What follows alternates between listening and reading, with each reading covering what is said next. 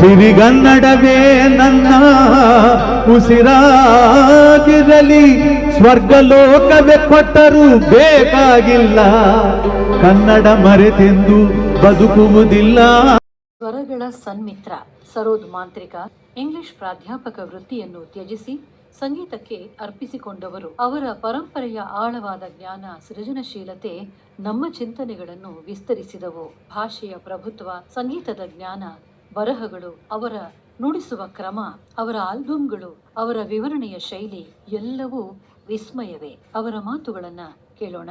ನೀವು ಯಾವುದೇ ಕಲೆಯಲ್ಲಿ ನೋಡಿದ್ರು ಅದಕ್ಕೆ ಒಂದಕ್ಕಿಂತಲೂ ಹೆಚ್ಚು ಆಯಾಮ ಇರುತ್ತೆ, ಎಷ್ಟೋ ಆಯಾಮಗಳಿರುತ್ತೆ. ಜನಪ್ರಿಯ ಆಯಾಮ ಒಂದು, ಔತ್ತಮ್ಯದ ಆಯಾಮ ಇನ್ನೊಂದು. ಔತ್ತಮ್ಯ ಯಾವ ಕಲೆಯಲ್ಲಿ ಮೂಡಿ ಬರ್ತದೋ ಅದು ಸಂಗೀತವಾಗಬಹುದು, ನೃತ್ಯವಾಗಬಹುದು. ಅದು ಸುಮ್ಮನೆ ಮನಮೆಚ್ಚೋದು ಒಂದೇ ಅಲ್ಲ, ಅದರಲ್ಲಿ ಕೆಲವು ಜಟಿಲವಾದ ಕಲಾತ್ಮಕ ಸಮಸ್ಯೆಗಳನ್ನು ಸೃಷ್ಟಿ ಮಾಡಿ ಅವುಗಳನ್ನು ಗೆಲ್ಲುವ ಒಂದು ಧೀರ ಪ್ರಯತ್ನ ಇರ್ತದೆ. ಅಭಿಜಾತ ಸಂಗೀತ, ಅಭಿಜಾತ ಕಲೆ ಒಟ್ಟಲ್ಲಿ. ಅಂಥ ಕಲೆಯನ್ನು ನಾವು ಗ್ರಹಿಸುವಾಗ ಅದಕ್ಕೆ ನಮ್ಮಿಂದಲೂ ಕೊಡಬೇಕಾದದಿರ್ತದೆ. ಆ ಕೊಡಬೇಕಾಗಿರುವುದರಲ್ಲಿ ಶಿಸ್ತಿರ್ತದೆ. ಇನ್ನೊಂದು, ಈ ಜನಪ್ರಿಯವಾದ ಯಾವುದೇ ಕಲೆಯ ಒಂದು ಆಯಾಮವು ಒಂದು ಅಂಶ ಇದೆ. ಅಲ್ಲಿ ನಾವು ಬಾಲ್ಟಿ ಆಗಿದ್ದರೆ ಸಾಕು, ಅದು ಬಂದು ನಮ್ಮಲ್ಲಿ ಬೀಳ್ತದೆ. ಅಂತರ್ಮುಖಿ ಆದಿಗಳಿಗೆ ಇನ್ನೆರಡು ಮಾತು, ಧ್ಯಾನಶೀಲ, ಶರಣಾಗತಿ. ನಾನು ದೇವರಲ್ಲಿ ನಂಬೋದಿಲ್ಲ, ಆದ್ದರಿಂದ ಅದು ಶರಣಾಗತಿ ಹೌದು ಅಲ್ಲೋ. ಆದರೆ ಸಂಗೀತಕ್ಕೆ ಅದರಲ್ಲಿ ನಾವು ಲೀನರಾಗಿ, ಐಕ್ಯರಾಗಿ ಆ ಸಂಗೀತಕ್ಕೆ ಶರಣ ಹೋಗ್ತೀವಲ್ಲ, ಅದರಿಂದ ಬಿಡಿಸ್ಕೊಳ್ಳೋದಾಗಲ್ಲ. ಇದು ಮೂಲಭೂತವಾಗಿ, ತಾತ್ವಿಕವಾಗಿದೆ. ಭಾರತೀಯ ಬಂಧುಗಳು ಯಾರು ಬೇರೆ ರಾಜ್ಯಕ್ಕೆ, ಬೇರೆ ದೇಶಗಳಿಗೆ ವಲಸೆ ಹೋಗಿರ್ತಾರೆ, ಅವರು ಈ ಪ್ರಶ್ನೆಯನ್ನು ಹೆಚ್ಚು ಕೇಳ್ತಾರೆ. How has your music changed according to times ಅಂತ. ಏನಂದ್ರೆ ಅವ ಇಲ್ಲಿ ಟಾಂಗಾದೊಳಗೆ ಹೋಗ್ತಿದ್ದ, ಅಲ್ಲಿ ಹೋಗಿ ಕಾರ್ ಕೊಂಡ್ಕೊಂಡು ಆರಾಮಿದ್ದಾನವ. ಅಲ್ಲಿಯ ಸೀರಿಯಸ್ ಸಂಗೀತ ಶ್ರೋತೃಗಳು ಅವರು ಈ ಮಾತು ಕೇಳೋದಿಲ್ಲ. ಈಗ ಒಂದು ಮಾತು ಬಂದಿದೆ, ಒಂದು ಫೆಲೇಶ್ ಸುಳ್ಳು ಮಾತದು. The presiding deity of the modern times is speed, so music has to be fast ಅಂತ. Now this is not true. ಪಾಶ್ಚಾತ್ಯ ದೇಶಗಳಲ್ಲಿ ನಮಕ್ಕಿಂತಲೂ ಸ್ಪೀಡ್ ಬಹಳ ಜಾಸ್ತಿ.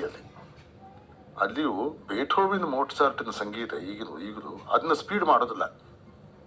ಸ್ಪೀಡ್ ಮಾಡಬೇಕಂತೂ ಕೂಡ ಅಲ್ಲಿಯ ಶಾಸ್ತ್ರೀಯ ಸಂಗೀತದ ಶ್ರೋತೃಗಳು ಕೇಳೋದಿಲ್ಲ, ಬೇಡೋದಿಲ್ಲ. ಫಿಲ್ಮ್ ಸಂಗೀತ ಫಾಸ್ಟ್ ಆಯಿತು, ಪಾಪ್ ಮ್ಯೂಸಿಕ್ ಬಂತು, ಆಸಿಡ್ ರಾಕ್ ಬಂತು, ಅವನ್ನೆಲ್ಲ ನಾವು ಎರವಲ್ ತಗೊಂಡು ಬಂದವು. ನಮ್ಮ ಫಿಲ್ಮಲ್ಲೂ ನಾವು ಕುಣಿತೀವಿ, ಮಾಡ್ತೀವಿ. ಆದರೆ ಶಾಸ್ತ್ರೀಯ ಸಂಗೀತ ಅದರ ಸ್ಟ್ರಕ್ಚರು ಎಪಿಫ್ಯಾನಿಕ್. ಹೀಗಂದ ಮಾತ್ರಕ್ಕೆ ಅದು ಬದಲಾಗೋದಿಲ್ಲ ಅಂತಲ್ಲ. ಬದಲಾವಣೆಗಳಲ್ಲಿ ಎರಡು ತರಹದ ಬದಲಾವಣೆ. ಪ್ರಜ್ಞಾಪೂರ್ವಕ, ಕಾನ್ಷಿಯಸ್ ಬದಲಾವಣೆ ಒಂದಿದೆ.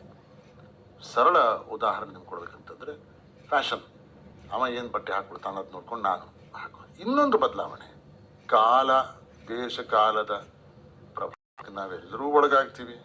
ನಮಗೆ ಗೊತ್ತಿಲ್ಲದೆ ಬದಲಾವಣೆಗಳಾಗ್ತಾ ಇರುತ್ತೆ. ನಾವು ಬದಲಾದರೆ ಆ ಸಂಗೀತವು ಬದಲಾಗುತ್ತೆ.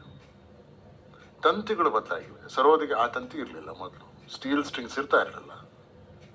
ಮುಂದೆ ಈಗ ಮೈಕ್ರೋಫೋನ್ ಬಂದಾಗಿಂದ ಅದ್ರ ಎದುರು ಬಾರಿಸೋ ಟೆಕ್ನಿಕ್ಸು ಬದಲಾಗಿದೆ.